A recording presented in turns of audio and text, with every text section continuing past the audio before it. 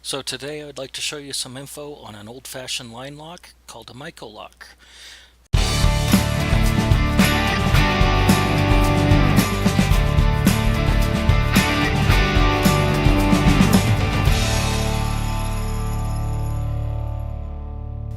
So here's a project I'm pretty excited about for our shop's rollback, our tow truck. So it was relying on just the emergency brake in the back, and then the your bed on a rollback like this you can set solidly on the ground, but that was as secure as you can get the truck to winch a vehicle around. And granted, I'm not using this as a wrecker, so I'm not pulling cars out of ditches, and at least intentionally.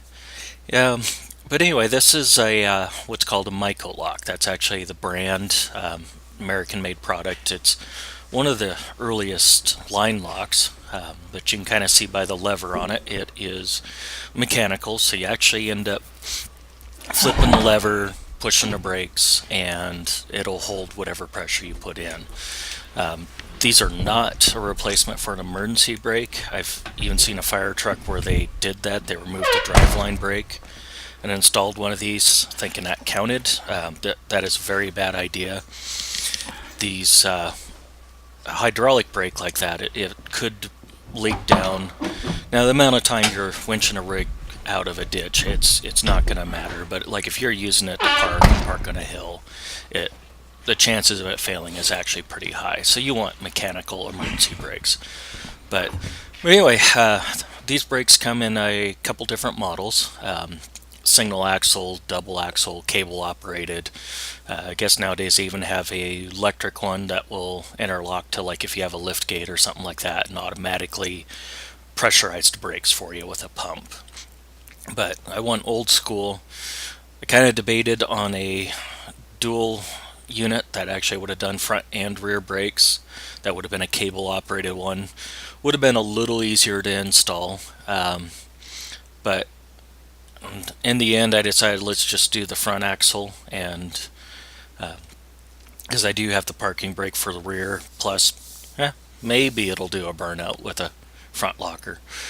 So, like I was mentioning, not to use this as park and brake, the manufacturer is so confident that you could have it bleed down, that they even have electrical in it, electrical switch there at the end of it.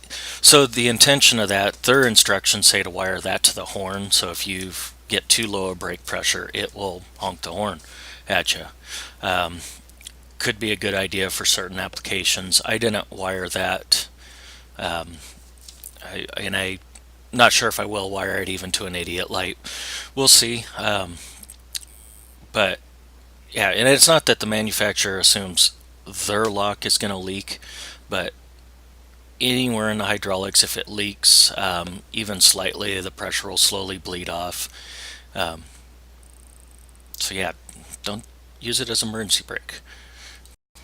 So the instructions with the kit actually cover a large number of different hydraulic brakes configurations. The particular system we were working on should have actually been connected after the proportioning valve, but because this particular model Ford actually splits the front brakes in the proportioning valve, we actually installed it before the proportioning valve. And what that'll end up doing for you, since it's a combination valve on the Fords, is you'll have a difference in brake pressure front to rear once you've let off the brake pedal, and that'll trigger the idiot light on the dash. So that's kind of your trade-off, or you could look at it as a built-in indicator light. But that's how we installed, was basically in between the master cylinder and the combination valve on this truck. I originally purchased a line lock, electric solenoid like some guys will use for burnout. And then I ended up reading that if you end up hitting your brakes again with that activated, because you're supposed to apply your brakes, activate that, do your burnout, release usually a momentary button, but a second application of brakes could damage it. So that's the reason I actually searched for an old Myco lock, because they don't care. You can activate it first, hit your brakes, or you can hit your brakes again to apply more pressure. Very forgiving device. Like I said earlier, I saw it in a one in a fire truck that held up for quite a few years, and it was used as a parking brake. So it's a very good product. They are extremely hard to find at this point, and it's, I think, partially a liability type issue, because like this one on the front, if I accidentally apply that while going down the road, you're gonna wreck. There's no two ways about it. It's just gonna hold the pressure of the front axle. Um, had a stepdad years ago that had one in a Jeep that a friend asked what it was and flipped it at the same time while they went into a corner. So not the safest product in that regard. But that's where I think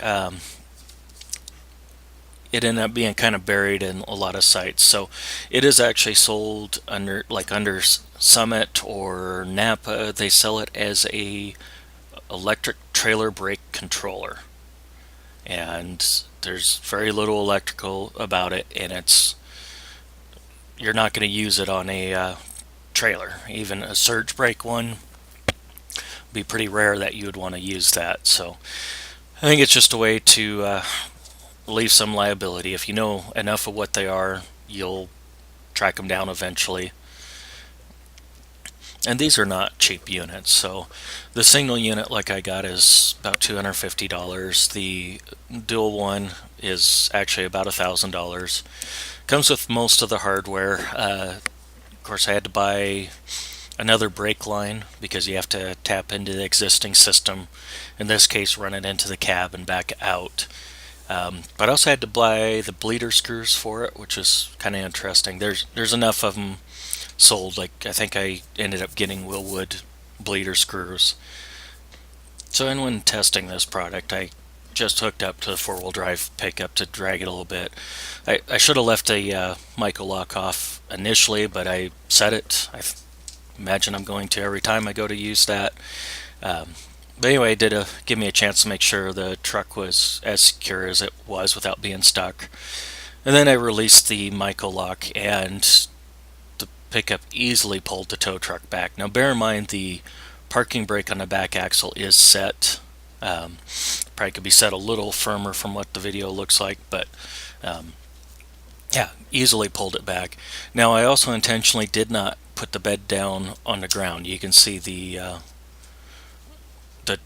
back of the tow bed is not pushing down on the ground, so that's kind of a no-no. But the fact that the Michael lock allows you to pull a rig that's stuck without, so it just adds you that much more security. So very nice product for a vehicle like this. A lot of tow trucks actually end up with these on them, and maybe it'll fit. Four-wheel drive applications are also a good one to lock your all four wheels when you're going to winch someone out.